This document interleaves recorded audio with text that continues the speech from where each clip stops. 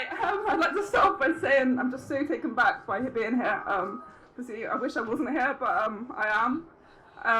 My name is Natalia, and I was asked today to speak about a DIY abortion. For those who don't know, it's called telemedicine. And my experience and my story after going through one last year. Just a disclaimer that if at any point I do well up, please bear with me. I probably will start to cry.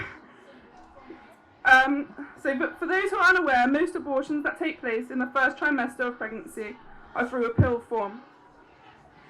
The government made it legal last year for women to ring an abortion provider and for them to receive these pills through the post with no actual face-to-face contact.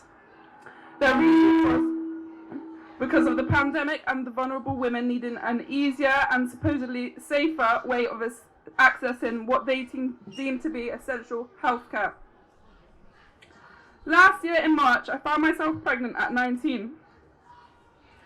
It's weird because I can remember everything, but at the same time, nothing of that time, as I believe my brain tried to block it all out. But one thing I do know was the fear that took over when I found out. I was in disbelief for weeks, but the weeks rolled on. If I'm honest, I found myself feeling this instinct to love and protect my baby.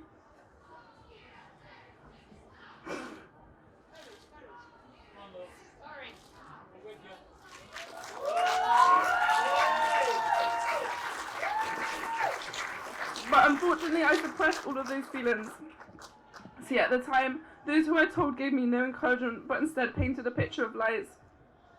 They told me that I couldn't and I shouldn't and I wouldn't be able to cope, and I began to believe them. After weeks of isolation, darkness, and no face-to-face counselling, I felt my only choice was to ring the abortion provider. They answered and told me I would need to wait. Wait with coercive friends. Wait with a father that never showed up. Wait with my anxiety. Wait all alone.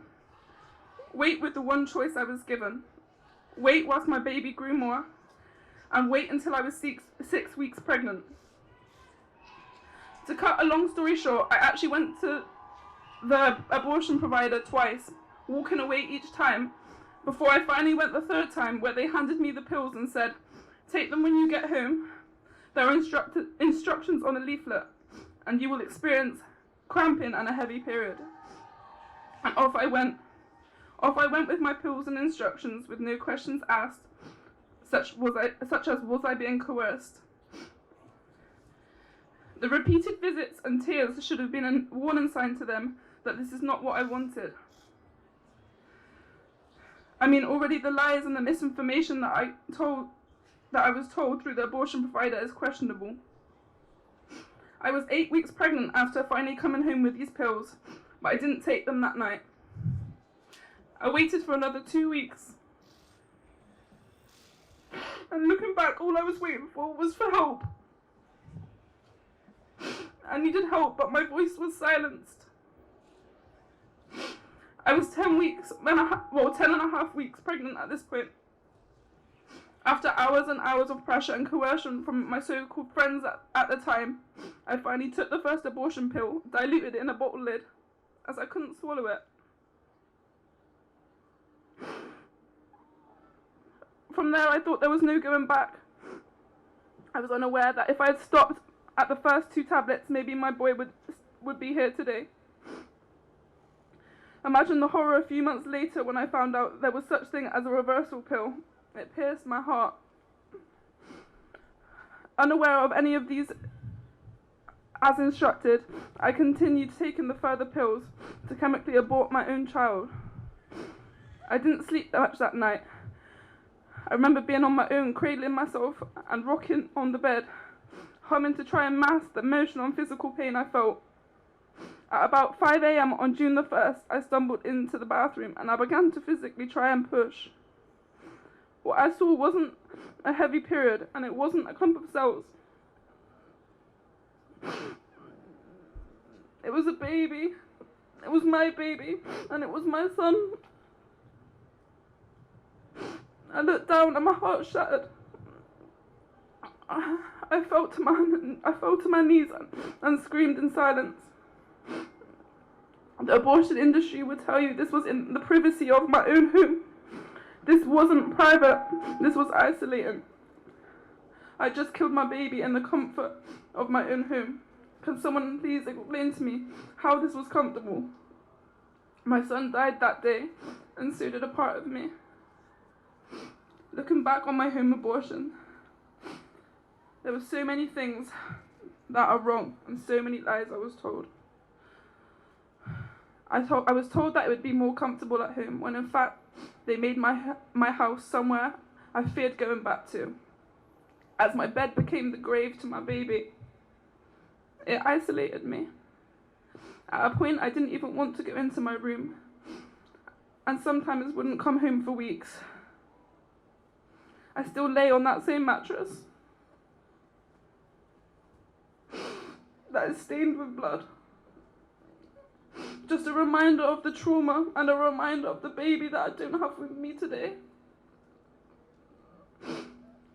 There are women like me that are receiving these pills with no face-to-face mental health assessment.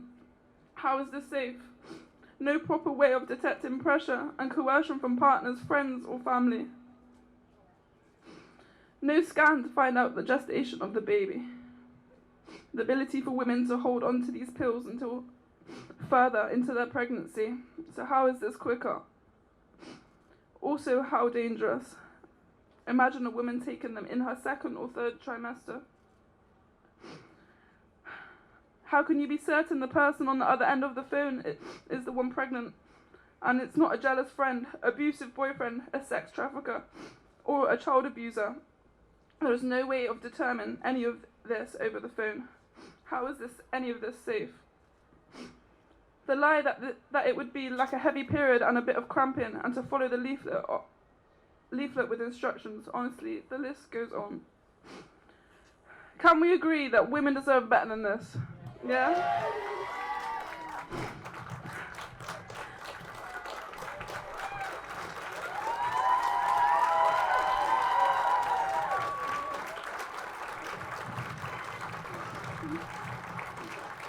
What I want to know is how many more women have been made to feel isolated and misinformed.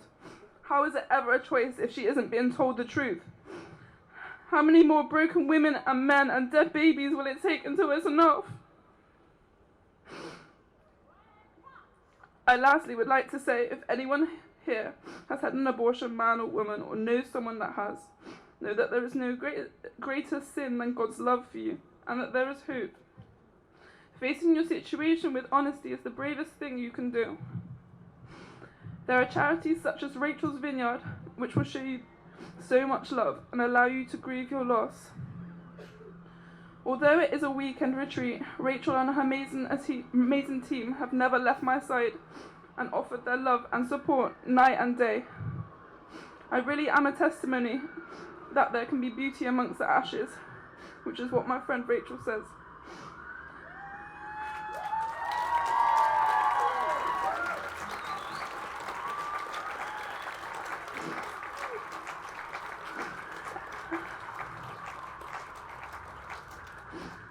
I can never bring my boy Isaiah back, but I can try to help others to choose love in a world with so much hate. Thank you.